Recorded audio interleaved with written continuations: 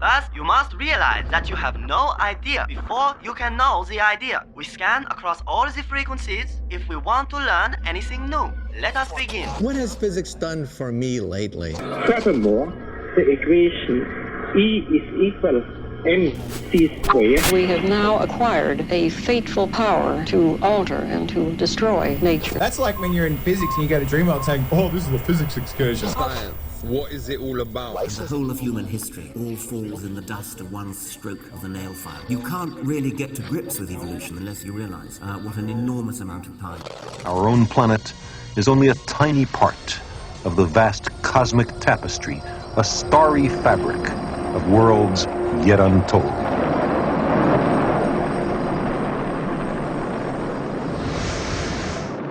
You are tuned into what can only be described as the best radio station on this blue dot we call Earth. It is, of course, 4ZZZ, your community broadcaster. Be it on your conventional wireless radio by tuning into the classic frequency of 102.1 FM, digital devices such as DAB or smart speaker, listening via the Community Radio Plus app, or streaming us live from our sensational website at 4ZZZ.org.au. And of course, you can always listen back to our show or any 4ZZZ show using the ingenious on-demand feature also found at that URL. We also now have a weekly podcast for your listening pleasure, curated by Toby, a condensed version of the show without the music. Just search for our show name, which is, of course, No Idea, spelt with a K, your weekly dose of science. And joining me for this episode to speak about all things science are two of my favourite science influencers. May I please welcome into the studio Peta. Hello, you may welcome me, thank you. Virtually, and Gabrielle. Hello, Max. I'm still Artemis obsessed. I've still been reading more about it and getting into it. So I feel like I saw this great video of someone being like, "Where's season 2? Why do we have to wait for so long?" Yeah, sure. And so I've been searching for the next thing to get fixated on, and I found one. Yes. HERA. You know the HERA mission?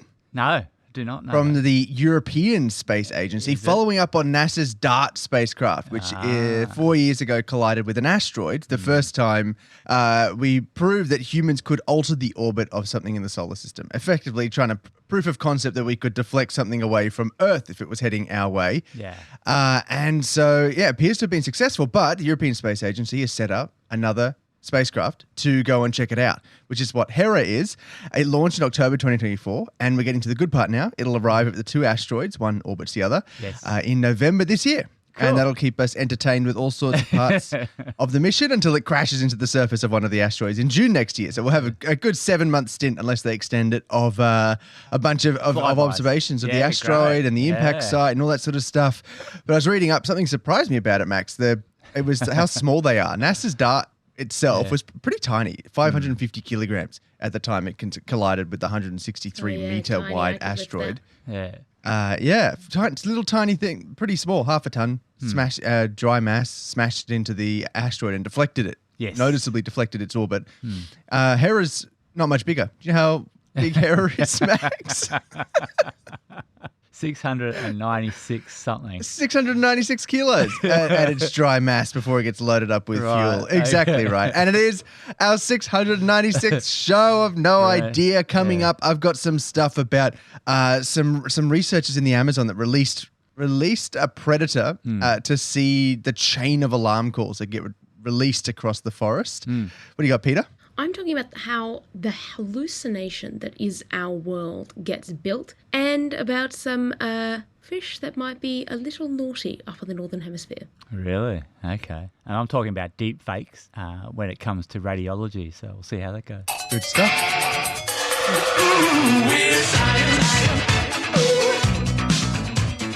Let's keep it weird. What do we got?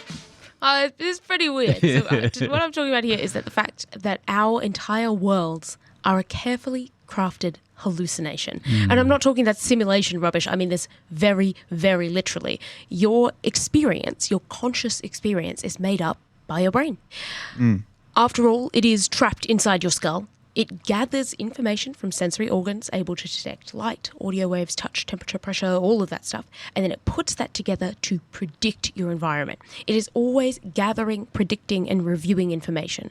Was that as warm as I thought it would be? No, adjust for next time, and so on and so forth. So our brains are actually playing us these very carefully constructed realities of the world. You are seeing things, don't get me wrong, but part of what you're seeing is a prediction of what your brain thinks you will be seeing. Part of what you're hearing is a prediction of what your brain thinks you will be hearing. So all of that comes together to give you this very accurate hallucination of your world. Now, one consequence of this is that our perception is regularly and systematically wrong in predictable ways. And one well-established example of that is speed perception. So both your eyes and your ears tend to underestimate how fast things are moving, just generally. And, like cars approaching your peripherals, sound of a passing train. Generally, neuroscience shows us that these are moving slightly slower than they actually are. So I'm going to do a little test here, if it's possible. Gabe has gotten us the sound of a car. So if you can play that, Gabe.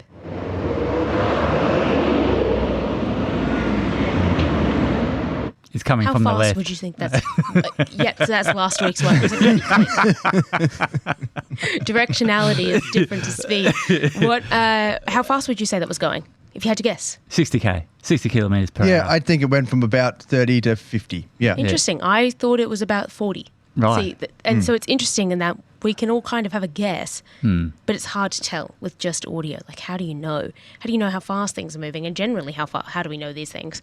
And it kind of makes sense that we do underestimate generally from an evolutionary standpoint. I won't be able to tell you how fast that car's actually going, by the way. We don't know. It was just a sound on the internet. It was just to prove that your brain is able to sort of make these assumptions, figure out what we think is happening. So from an evolutionary standpoint, it does kind of make sense that we would be bad at guessing how fast things are when they're going fast, because in the natural world, most things are either stationary or moving very slowly. It's not often you're going to run into something that moves faster than 20 kilometers an hour. Cheetahs aren't everywhere, and it's just kind of rare that you'd see something that fast up until we made things go very, very fast. True. So the brain essentially what it does when we're doing this, like planes, planes are a good example, cars, trains, Shinkansen, I would say is pretty fast. Your brain doesn't really get that. So when your brain's looking at this, it essentially combines two things. Raw incoming sensory information, which is usually pretty noisy, imperfect, you're just getting a lot of data, and prior expectations, which is from your past experience. So and then it uses and it tells you an average of these two things. So an average of what you sense and what you expect. We're getting a lot of dropouts, Peter. Is unreliable. This expectation creates more weight. Would you like to go to something else? And then come back that's all right. No, just keep going. You do. Okay. I'm just informing you. That's all. That you're dropping out a bit. So. Okay. Yeah. Sorry. So specifically, this research, we're looking at research from the University of Sydney, and it's looking at two things. So, number one, these are going to be kind of annoying terms. We'll just have to get used to them. Number one is called central tendency, which essentially means that when people are presented with a range of different sort of trials and examples, your estimates will always be pulled towards the middle of the range.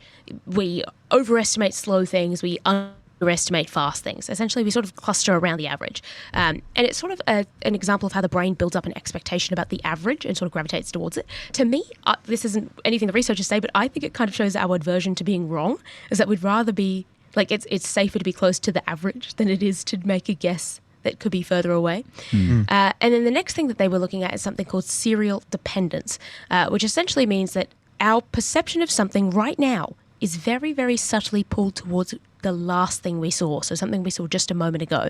So if the last thing we saw was moving very, very fast, our estimates of speed right now will be sort of inflated, and vice versa, which is a bit weird. It's an odd thing to do, but it's called short-term perceptual smoothing. So those are our two things we're looking at: central tendency, our ability to average, or our likelihood to average, and serial dependence, our likelihood to think of something as what was previous. So both of these things have been very well studied in vision, our eyes. We know a lot about our eyes and how we see speed with our eyes, but we don't know how our ears do this and how we do this with hearing very much. And specifically, we don't know how they compare and how these systems work together. So the visual system is really good. It has these dedicated, specialized brain regions that are specifically tuned to motion and speed. Our eyes are designed to detect movement. It's one of the things that they're really good at. Whereas the auditory system, not so much. We have certain ways to do it, like with the Doppler effect or change it, like duration, a little bit with pressure, but not really. It's like way less precise. It's sort of a guesstimate, whereas eyes are really built to do this. And so essentially the researchers wanted to look at this. How do these two systems differ? How do they use these two different things? So they got 21 participants. Obviously, they were uni students, psych students. Here we go. Mm-hmm. And so they put them in a dark, soundproofed room, which I'm sure was a little bit upsetting for the students, and gave them what they call some stimuli. Now, I want to be clear here. So the visual thing that they were looking at was not anything interesting. It was just a small dot. Right. It's roughly the size of your fingernail at arm's length, and it just moved horizontally across the screen in front of them. That was it. Yep. That's all that happened. And then with the auditory ones, it was just white noise. So it just kind of went zoom. I tried to make my own Doppler effect there. Hopefully that worked. Yeah. It had like white noise. And so both of those could move at 11 different speeds and different distances as well. So the participants couldn't really like go like, oh, well, that one traveled further, so it must be faster, that sort of stuff. Different speeds, different distances. And they did this a lot. They made them do it, I think it was 330 trials each for vision and auditory, so lots and lots and lots. And then they had to, like, with a little vertical bar, move it up and down as to how fast or slow they thought it was. So what happened? Well, essentially, this idea that we move towards the middle was actually found in both vision and hearing. So people consistently overestimated slow speeds, underestimated fast ones. However, the effect was much, much stronger for hearing than vision. So when it's hearing, we pull way more towards the middle, which kind of makes sense because essentially our brain has far less information for hearing. So it's going to make a more educated guess. It's not going to say, well, judging on the data that I have, it shows that it's going to be here. We're going to be like, I don't really know, so I'm just going to guess in the middle of what I know to be true. I know that this is my range. I'm going to guess somewhere in the middle. Yeah. And then the other thing that we were looking at, which is this, whether you're looking at something that you've seen just before, the serial dependence, that was found in both vision and hearing. People's speed estimates were very much informed by the speed they just saw, which is quite interesting. But when they were going 2 trials back, so 2 things before, in hearing it disappeared. We don't care what we heard 2 things before. Maybe we don't even really remember. We're not really thinking about it. But for vision, they did the dot you saw 2 times, not the dot you just saw, the dot before that. You're going to do the opposite. So if the dot before the one you just saw, what, to compensate? Was super fast. Okay, I guess. Yeah, it's odd.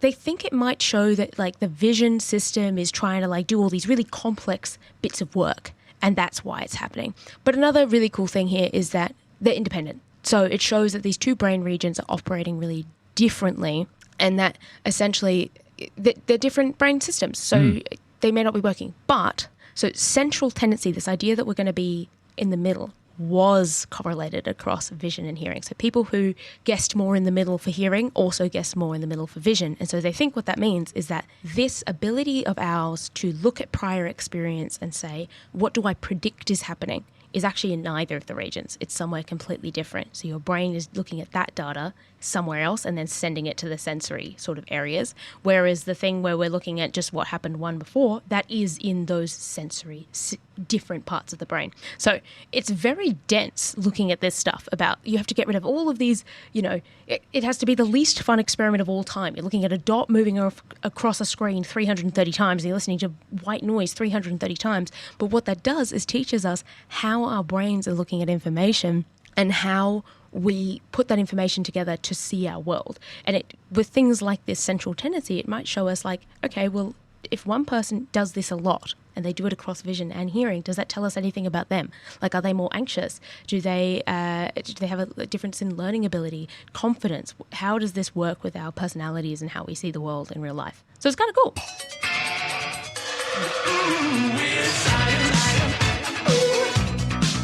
We're going to change it up a bit. I'm going to hit it up. A new study published March 24 in the journal Radiology is raising some serious questions about the future of medical imaging. Researchers have found that even expert radiologists are struggling to tell the difference between real X-rays and highly convincing AI-generated deep fakes. Who would be is giving a making- radiologist a deep What? fake? Why are we doing that? It Why are they getting that? It will unfold for you, Gabriel. Deep fakes can be considered as any image, video, or audio that looks real but has actually been created or altered using artificial intelligence. And for this study, they use both real and fake X-rays. The study's lead author, Dr. Mikhail Tojman from the Icahn School of Medicine at Mount Sinai QS ranking. It's in Mount Sinai. It's in New York, yeah. Mount Sinai. What university? is it? 842. Yeah. It's under 100. It's under 100. All right. 95. 60. Okay. Says 95. That's brilliant.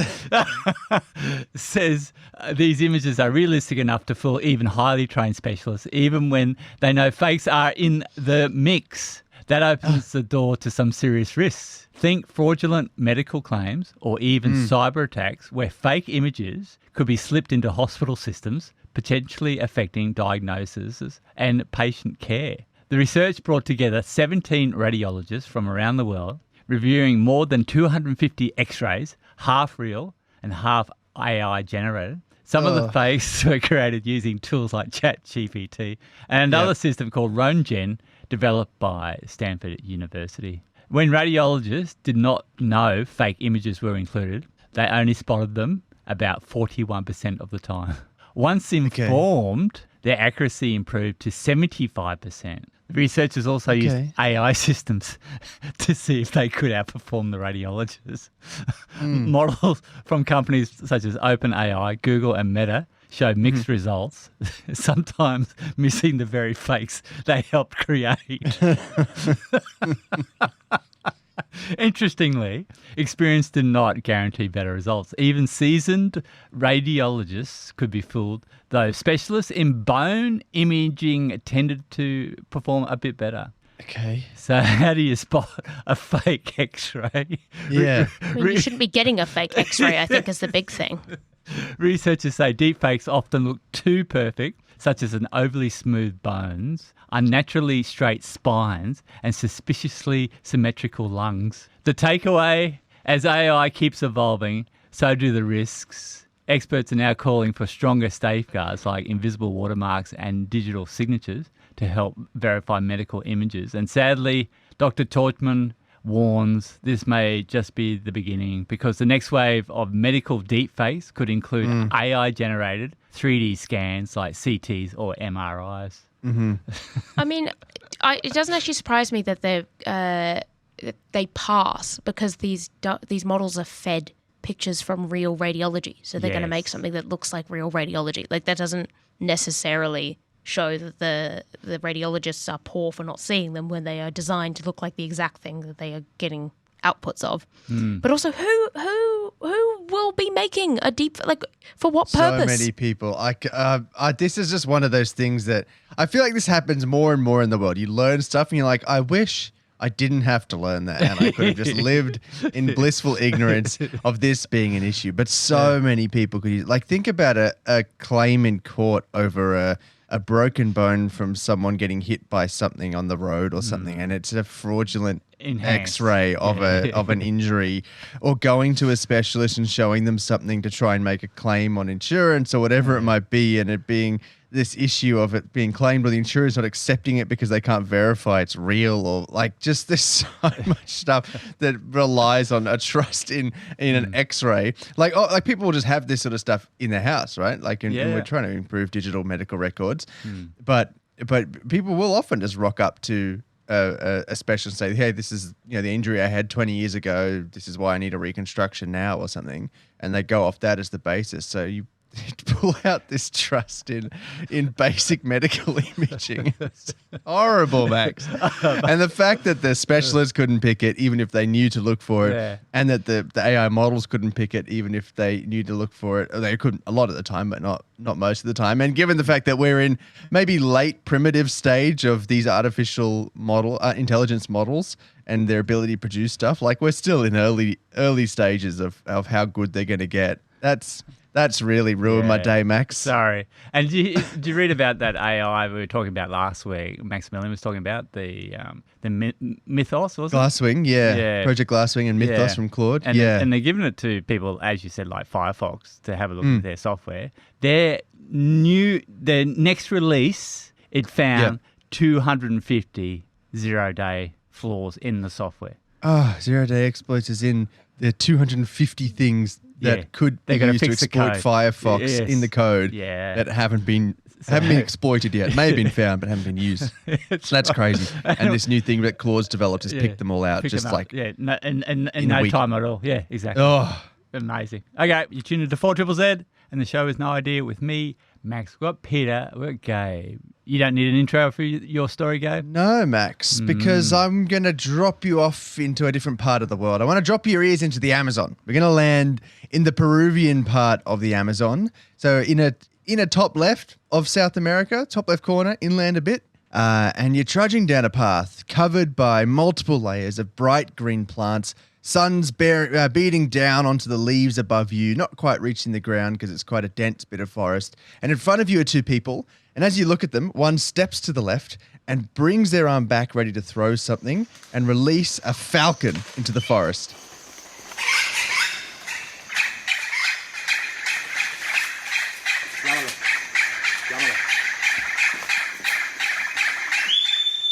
Not the car, Max. Are those all alarm calls we're hearing? That sound at the end is the falcon calling as it returns to the arms of the falconer who released it. But yes, everything else you heard were the animals of the forest reacting to this predator appearing in its midst. So yeah, alarm calls. Are there many falcons in forests? I thought they didn't like enclosed areas. No, there'd be plenty of falcons that are adapted to flying through dense forests, small ones that can fly through the trees. These researchers then captured those alarm calls and played them back in different areas of the forest to see how animals share information. So this study was published in Current Biology. It's work of an international team of researchers, but the lead author is based between a research institution in Switzerland called Collegium Helveticum, as well as Deakin University in Australia. You got a QS ranking? Oh, for Deakin. 65? 180. 207. Pretty close, Max. Collegium Helveticum is a research institute, so no QS ranking for that one. So yeah, what they did is they took those alarm calls of that were being played as the falcon flew out from the handle. I'll give you some of them again. You ready? Here we go. Release.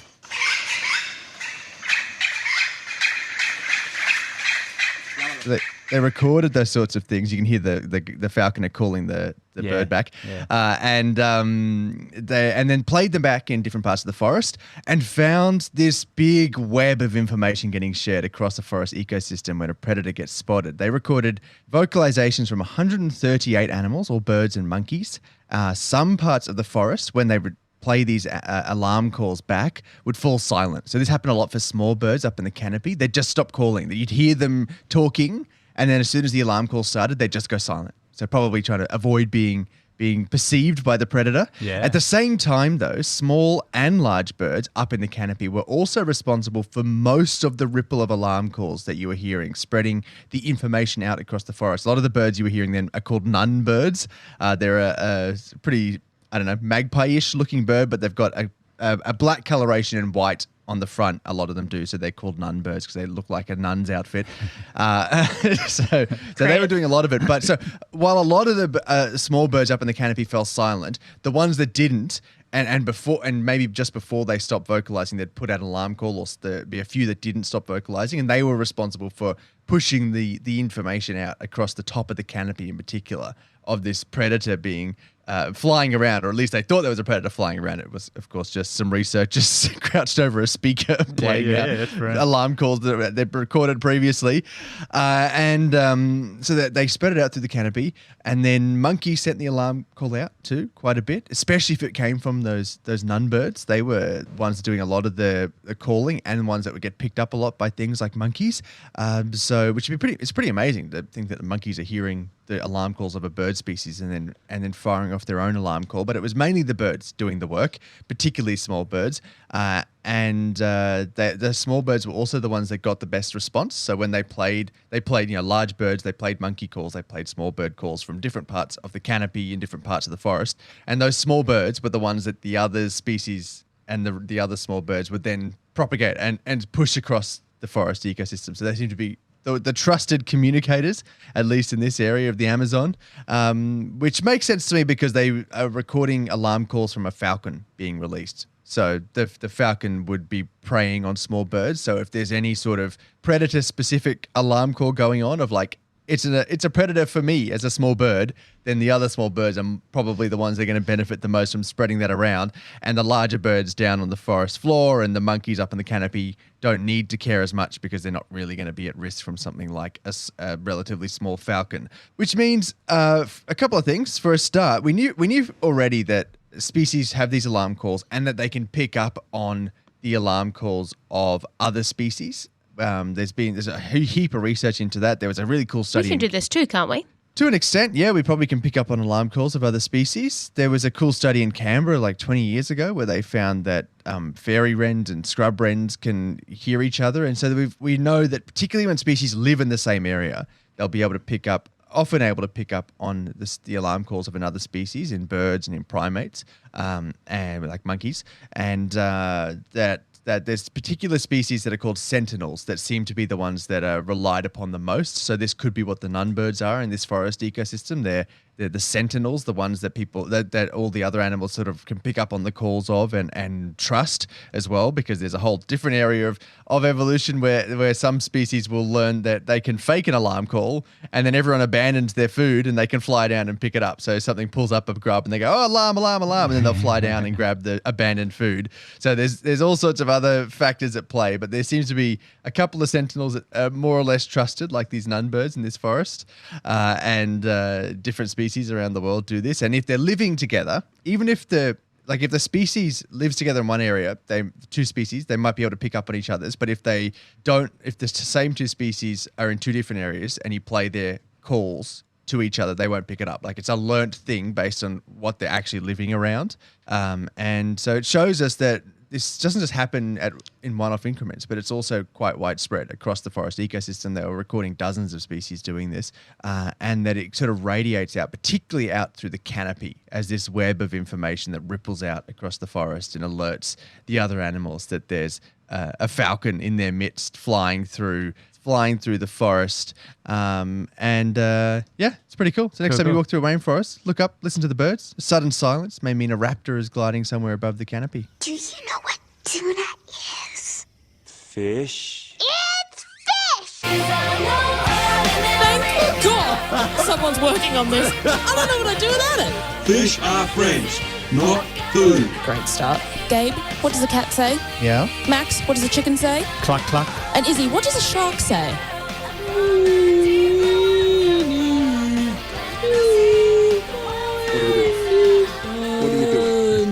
If fish cops existed, what do you think they would spend most of their time doing? Fish cops. Fish cops. Damn, even the fish I've drawn. Sinking sailboats Speeding in Europe, tickets. the Mediterranean. Speeding tickets, that's a good one. Speeding tickets. It turns out that Swedish fish cops might be joining the war on drugs, because fish are on drugs. Yes. This is not news. We've known about this for a while now. Anything that goes through our human systems, gets through to wastewater treatment, can eventually get through to fish. So one of the most commonly detected illicit drugs in aquatic environments globally is cocaine. It's cocaine. There's a lot of cocaine in the water. Cocaine in the water supply. It's been found in treated wastewater at concentrations up to 2,990 nanograms per litre, and its primary breakdown product, which we're just going to call a metabolite or a cocaine breakdown, has been detected at even higher levels, at 21,000 nanograms per litre. Now, a nanogram is very, very small, but it has effects on fish, and we've seen it. It's getting into fish. Both cocaine and this breakdown material have been detected in sharks, invertebrate fish around the world, and we know it affects them. But all previous research on cocaine's effects on aquatic animals have been conducted in controlled laboratory settings.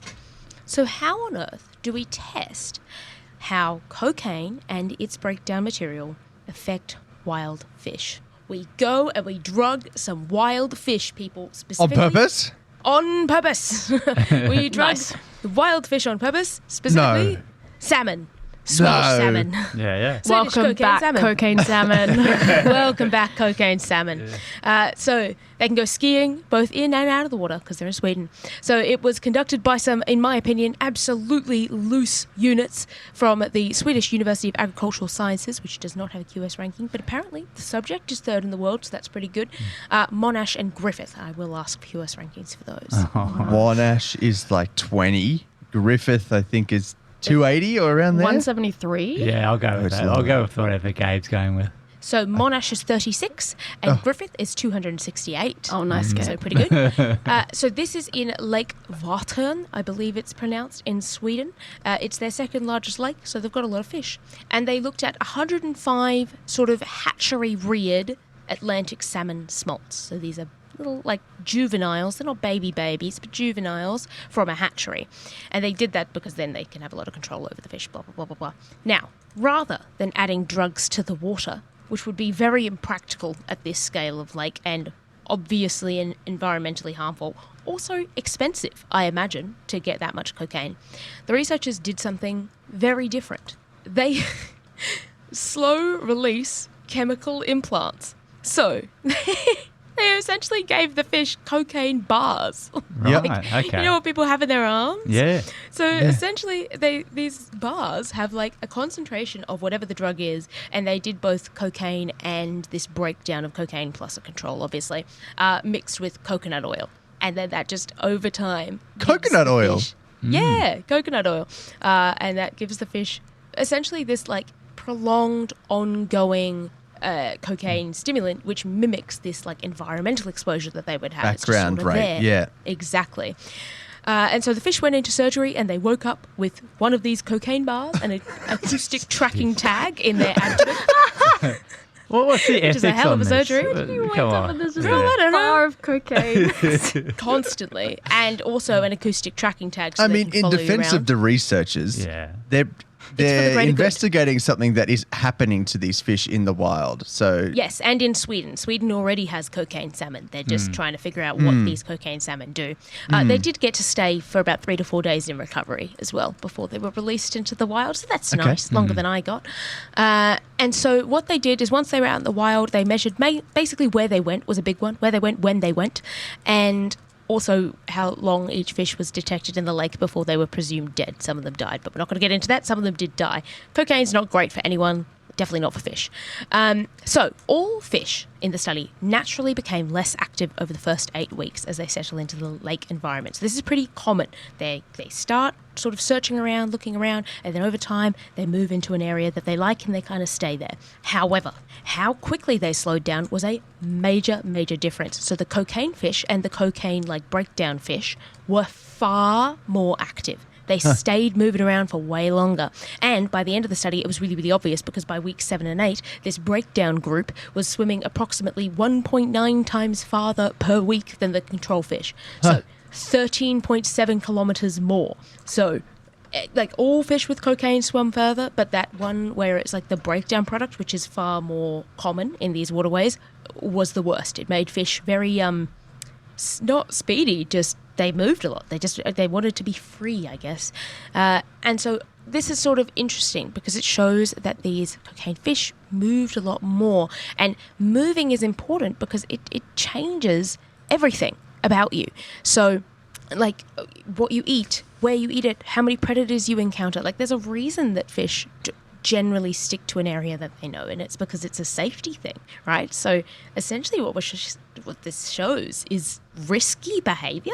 In my opinion, that's what I would see this as, is risky behavior. They're doing behaviors that other fish that do not have the treatment are not doing. And they're going out and they're spending more time in spaces that they haven't been and going further. So where they are is really important. And if cocaine and its derivatives make them move more into places where they aren't usually, that is a big deal. Now, there's still questions that are unanswered. First of all, things that aren't movement, how does it affect their physiology, their physical bodies? But also, like, they used hatchery fish for a reason. That's because they wanted to have a blank slate. But for fish that are born in these environments? Do they have any sort of inbuilt tolerance? Do they gain tolerance over time? Like, how does it change them if they're born into these environments and they live in these environments their entire life? How does it change when, there's a, I don't know, Bergheim or something comes to town and we have like humans change the environment on these smaller scales? And also, how does it change reproduction? Like one of the reasons they looked at salmon specifically is because salmon populations are crashing all over Europe. Right. Okay. So we need to be able to get them to go back up again. What if one of these things that's keeping them down is illicit drugs that they don't have an ability to not take? Cool. Especially when there's a bar that's been surgically implanted into them by scientists, but for all the rest of the fish too, So it's really interesting research, and I hope that we see more fish with cocaine so that we eventually see less? ? Something like that. I hope that fish get off cocaine at some point. Brilliant. Single press overtake, stay in scenario 7. If you push me off the track, I think you have to leave a space. All the time you have to leave a space. Come on. Get it, kiddo. Get it. Woo! Yeah, you don't need to tell me that. Max, we're in this together, mate. Head down. Come on. Yes! Great job, guys.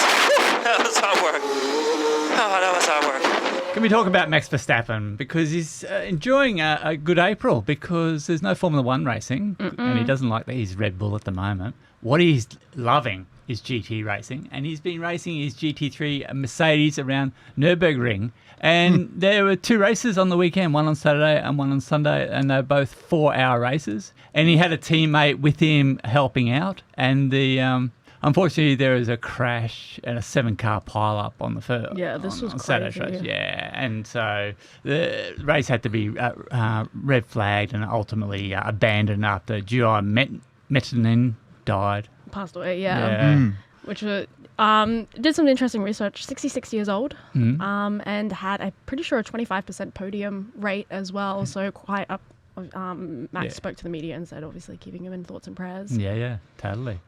So Max didn't get to drive there. So Sunday's race saw Max start the race. He started from P5, and he managed to get to the front and showed everyone why he's probably considered one of the best drivers on the grid today. And in fact, Verstappen is so good at Nürburgring, his own team does not let him set the qualifying lap because they're motivated by the balance of performance rules.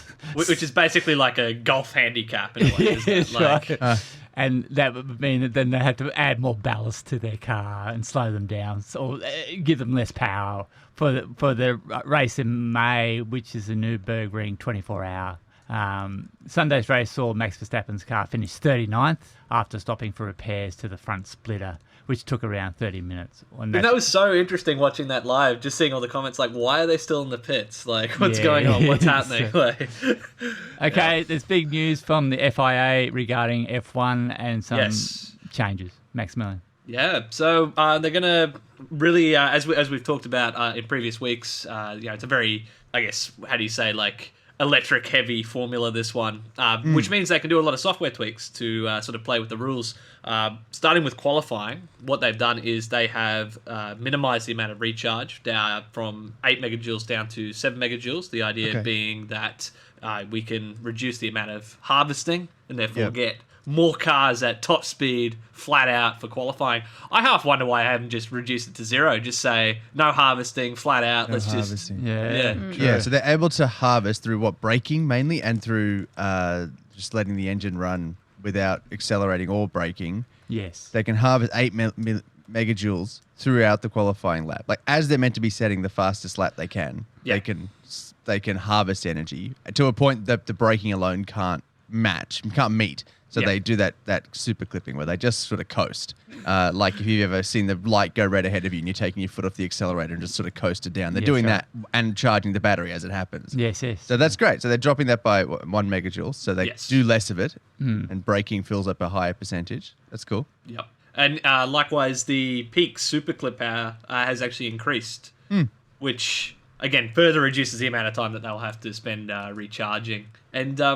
So they're trying to tweak it so it's actually like more circuit dependent. Is this what I'm understanding here? That's right. Yeah. So different circuits like Miami, they can make up their own rules for qualifying. based on a circuit and not just overall for the whole series. So Yep. That's excellent. And then for the race, the maximum power available through the boost in race conditions is now capped at 150 kilowatts. Okay. Yep, and the MGUK deployment is maintained at 350 kilowatts in key acceleration zones. Right, which will mean that the speed differences between the cars will be less, I'm assuming, because they won't be able to boost as fast. And so you won't get those massive speed differences that we saw. Wasn't it a 90k an hour difference at one point when one car went past another and nearly hit it? Yeah, exactly. Okay, that's cool. And so, and basically, and in some parts of the circuit, it will be reduced to 250 kilowatts. So just to help with those closing speeds. Yeah. And now they're going to have a new low power start detection system. And so I guess there'll be indication of lights on the cars if the car in front of you is experiencing low power. So that should be interesting. And then, but there's MGUK deployment attached to that. True. Which should hopefully, I guess, help some of the teams that are struggling with their starts get off the line a bit better. Hopefully, for Antonelli, that'll be good news. Yeah, and for wet conditions, they made the tyre blankets a lot warmer. So what do they charge? What are they now, 75 degrees or 100 degrees Celsius? I think it's just gone back to what it used to be. Yeah, isn't it? true. Like, Yeah. I when I chatted with Pirelli when we were at the Australian GP, they were talking about how they'd reduced it to save a bit of electricity, so they've just been told to put it back up again in wet conditions. And stuff like maximum ERS deployment will be reduced in wet conditions, limiting the torque and improving car control. And the relay systems have been simplified, apparently, with clearer and more consistent visual cues to improve visibility and reaction time. They went really crazy with the lights this formula, didn't they? Like there's like indicators on the wing mirrors and all this. It's like I think it's good for the sport. Yeah. Good to see it. Yeah, just a bit more simplified. I think it's a good. So thing. they reckon these final proposals will now be put before the FIA World Motorsport Council vote with a view to implement them before the Miami Grand Prix. Implementation before the Miami Grand Prix. It's interesting because Miami is a bit of a weird one. We're probably not going to really see the full extent of these changes probably until Canada. I think Canada will be the next circuit. Right. Is that after Miami? I believe so. Yes. Yeah. Okay. And there's still 3 weeks between them. So more waiting. F1 Academy. Oh my god. I woke up and I'm so excited because Mercedes released champion Dorian Pan for F1 Academy has become the first woman to drive a Mercedes F1 car. And they teased this on their Instagram and it was incredible. She's done it. The 22-year-old took to the track in the W12, which was originally piloted by Lewis Hamilton and Valtteri Bottas on their way to the 2021 Constructors' Championship. She completed 76 laps of the Silverstone National Circuit in the presence of Susie Wolff, Toto Wolff, and the two Mercedes drivers, Kimi and George Russell. It was a big day at Silverstone by looking by their social media, and I was just ecstatic. In doing so, Pan has become the first French woman to drive modern F1 machinery and the first woman to drive a Mercedes F1 car because Susie Wolff drove in the Williams. Following extensive preparation in the simulator and close integration with the engineers, she covered 200 kilometers during the day and impressed the team with pace, feedback, and technical understanding. Dorian said, "Driving an F1 car for the first time today was unreal. I'm grateful to have been given this opportunity and to be surrounded by this incredible team. It was a unique opportunity and I'm sure to enjoy my day to the fullest along with doing the best job I can. Whilst being a female driver doesn't define me, it's great to show what we can do. It's an extremely emotional day and I'm thankful to share this experience with my family." I am so excited because this is like the whole point of F1 Academy is to get these drivers driving in these seats, especially in an F1 car. And thank goodness that kind of joy was also shared online with a lot of people saying, get George Russell out, get Kimi out, just put her on the grid. And with reports this morning of a possible tax investigation going on with the F1 grid, everyone's like, just put her on. Just let her drive. Like, take everyone off. We're just going to, it's only going to be Dorian. So I'm very, very excited to see what happens. But it seems like with all these new regulations, all the drivers want to be getting onto the track driving for Miami to test out all these new regs. Yeah. So we might not see her testing, doing any free practice anytime soon with these new regs, but a girl can dream. I just love how they put it put her in a real car, like the 2021. Oh yeah, like they weren't the winning it car wasn't- it- of the year. They weren't just giving her the disconnected Player 2 controller. They were putting her in the actual thing. Like, yeah. And just, it seemed like such a family photo as well of all the Mercedes, the team. So it was really, really sick to see. And she just looked like ecstatic the entire day. Okay. Yeah. Okay, so we've got a question from Pete. He says, "G'day, legends. Fun F1 question. I saw if F1 cars had a horn, who would use it the most?" Who would use? Probably Verstappen. Verstappen. I was going to say Max, yeah. judging by radio comms. Max, Yeah, definitely. Because he was crazy on the lights, wasn't he? Yeah, Like, in the at the GT3 Nürburgring, racing. yeah. He loves doing Oh, that. I've seen so many clips of him in GT racing, and Yeah. like it's the rear view of someone's car, and just seeing Max like Go creep past it. forward, like, just getting chased down. So, It's like Jaws or something. yeah, isn't it it? Like, fully. Yeah. So probably Max. I'm trying to think who else That's maybe. good. I feel like Kimmy would also be. Yeah, be one of the Italians. One of the Italians. Yeah. Alonso, yeah, Alonso. all the Alonso time. Find a way of like beaming the lights off a mirror to get you in the face or something. Yeah. Give him some high vis. MotoGP is the main racing coming up this weekend. It is in Spain across the weekend. Yep. That's it. Okay. And then F1's in 2 weeks. But what if that little treat was a termite? I don't know what. Anyway, What bridge are we crossing here? we're crossing something, Max. Let me cook. All right. You tune into 4ZZZ, and the show is No Idea with me, Max. We've got Peter. We've got Gabriel. What do you got for us, Issy? I don't know about anyone else, but it seems like every single person and their mum is going to Japan. Yeah, Don't know about For the anyone. food. It sucks. And obviously the yen is quite cheap at the moment, so it kind of makes sense. But this is a new low. We've got cane toads in Japan, apparently. Yaha. Yaha. A new study comparing invasive cane toads in Japan and Australia has found there are substantial changes in the body size and shape, which has developed much more rapidly than the suggested long-held ideas about the pace of evolution. We're talking less than 100 years, baby. I'm going to throw out some QS rankings.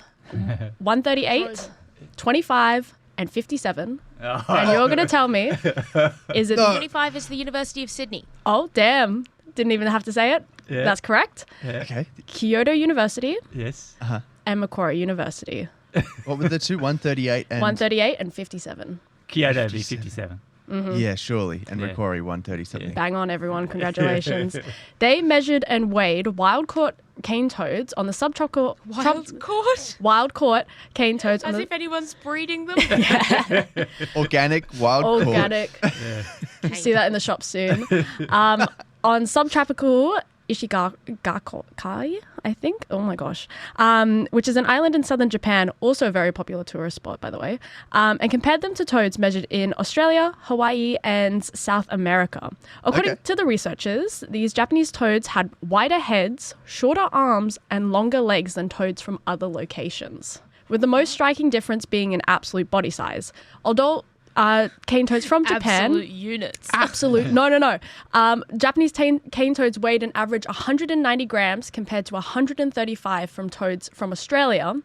And their average length was 122 millimeters compared to 111 millimeters. So, doing some research off air, I think we can say that Aussie cane toads, if you're thinking of like a visual comparison, they're about the weight of a Chobani yogurt pouch. If you've ever like picked up one of those, probably Little not squeezy pouch? the little squeezy pouches, probably not the length of them, but like that general kind of hand feel.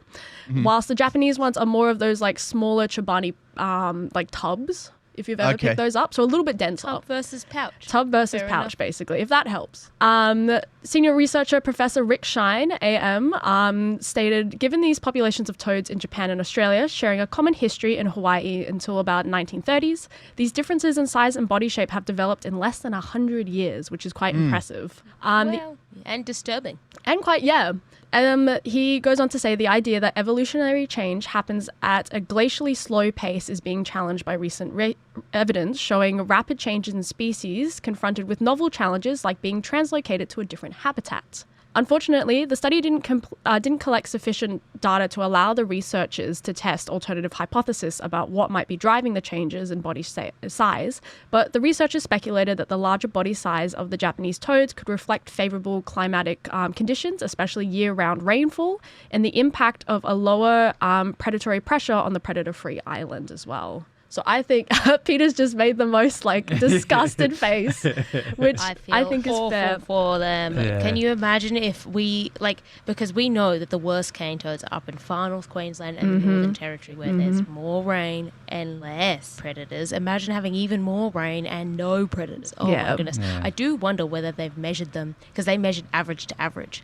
I want to know: could a Northern Territory or a Cairns cane toad take it beat one of these Japanese cane toads? One-on-one in the ring, how's it going to turn out? I would love to see that. I want, a little bit of toad fighting. That would be great. I have no problem with the 51 centimetre fence yes, around it. With the 51%. Precisely. To keep or would that even work with the Japanese cane toad? That's my question. I want to know, I don't know whether they've discussed this in the study, but I want to know whether that impacts speed, whether that impacts their, how much power they've got now. So we need to put the fences around these Japanese cane toads and see whether or not that works now. Toad Olympics. We've got high jump, Olympics, long jump, and 10-meter race. Those are all of them. Wrestling. That's the entire Olympics. That's it. Competitive cannibalism. They do that too, the cane toads. They do. Love. So guess we'll see. Competitive. So what is April Atonement? It's hard to label, but it's a way you, your art, your band, and your business can support 4ZZZ. Brisbane, Logan, Ipswich, or the Sunny Coast, you're a part of the 4ZZZ circle. Let's work together to keep community and culture strong in our city. So check your sub status. Join for the first time or renew your subscription this April Atonement. You can win some great prizes. It's easy. Go to 4ZZZ.org.au. Tune in to 4ZZZ, and the show is No Idea, your weekly dose of science with me, Max. We've got Issy, we've got Peta, and Gabrielle. Max, there's a little light off in the corner of our studio that hasn't been going off and needs some love. Every time someone subscribes to 4ZZZ, that little light goes off, and we get the warm inner glow that you get of having supported community radio. It is April Atonement, which is the month a year where we ask you to, if you're someone who has subscribed to 4ZZZ in the past, but it's lapsed because we don't sort of force you to sign up to subscriptions that will just keep coming out of your account without you knowing about it. So most of us subscribe just in sort of one-off payments and then sort of forget about it. And if that's happened to you, or if you've never subscribed to Zed but have listened for a while, April Atonement is the time where we ask you to give it a look. 4ZZZ.org.au/support. Have a look at the options and see if you can support 4ZZZ. All of us on air are all volunteers. There's a small little core, heavily understaffed group of people who keep the station running, and then everyone else who's on air producing the content is all volunteers. So to keep the lights on and to keep everything working, we need subscribers to 4ZZZ. That's how it works. That's how community radio works, through the support of our listeners chucking a few bucks our way and subscribing to 4ZZZ. And during April Atonement, we make a big thing out of it, and a bunch of amazing businesses and people partner up and say, you can enter a draw and you'll win a prize from us. Izzy, do you have the prizes in front of you? I do have the prizes in front of me, and it's a long list. You've probably heard a few throughout the show, but I thought I would rehash a few of them. We have from Stork Furniture an LP Cool J record console, Brisbane Festival VIP Riverfire experience, Oasis VIP experience. For our under 18s, a Buttery Music School program. For our kids as well, Down Shoes have given you your first docs. For the bands and solo artists, we've got a Black Box studio recording session. And from the households, we've got a $400 voucher from Thrill House Tattoo.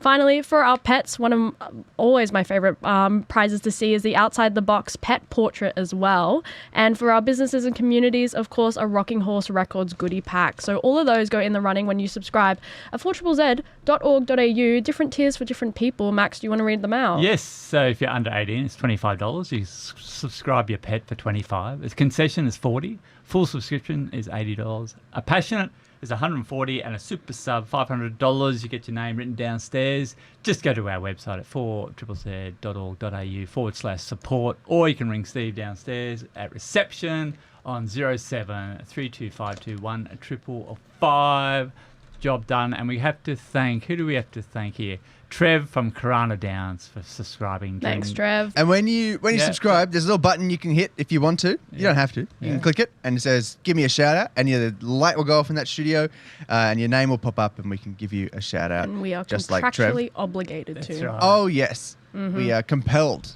The power of Zed compels us. For real. To give you the little shout out you deserve. And you also, your name, then, a good little system, your name gets tied with your number. So when you text in, we know who's texting in, which is amazing. So we know that Dave texted in saying, I wonder if there are any repercussions for any animals that make false alarm calls, like a bird that cried wolf, after that story of the animals in the Amazon calling out alarm calls when a falcon was released into their midst. And it's absolutely true, Dave. There's a careful balance in evolution where there are species that will sort of mimic alarm calls or fake alarm calls when they're not needed, and if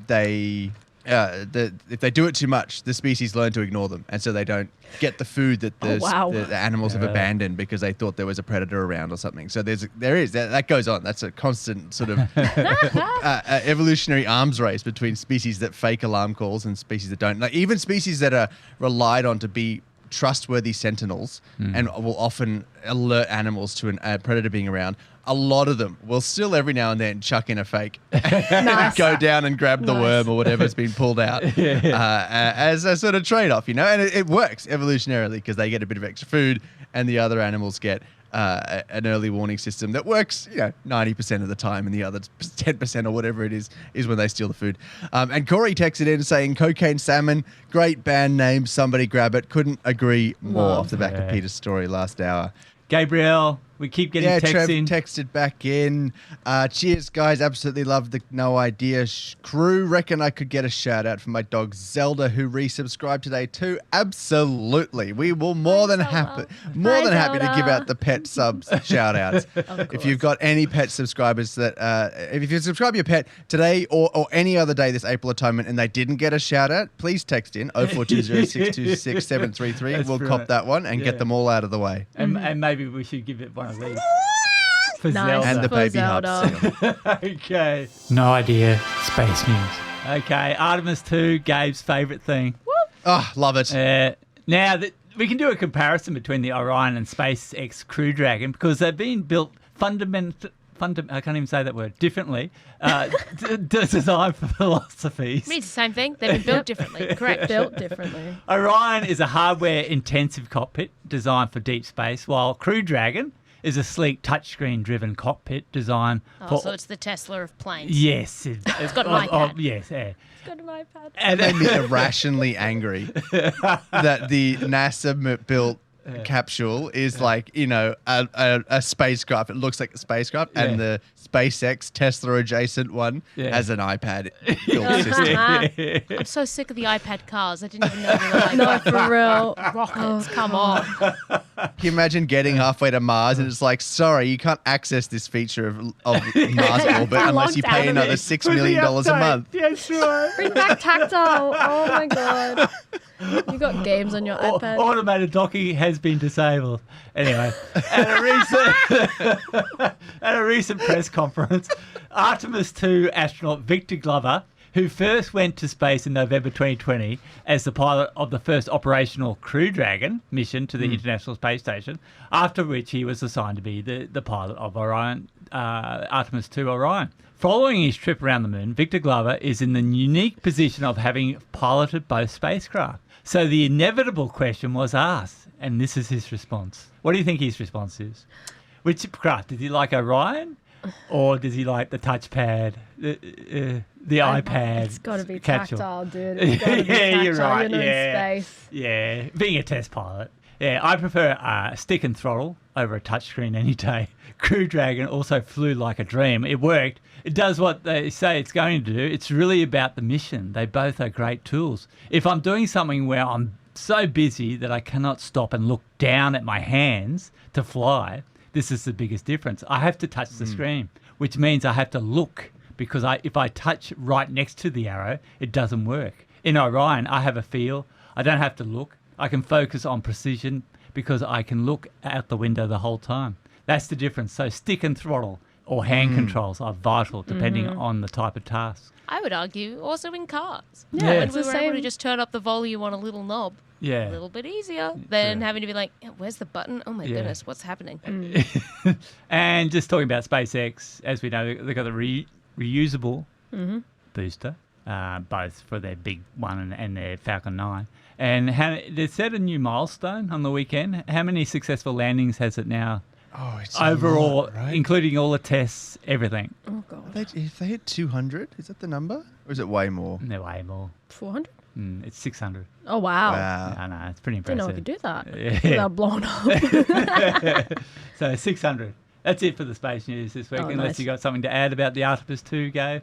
No, just go check out the iPhone footage coming out from the astronauts is crazy. It will change your perspective on all of it because it's just they all had phones, Yeah. so there's just this phone recordings POV, you're on the other side of the of, of watching the Earth go behind the moon, which is something that no human was built to watch.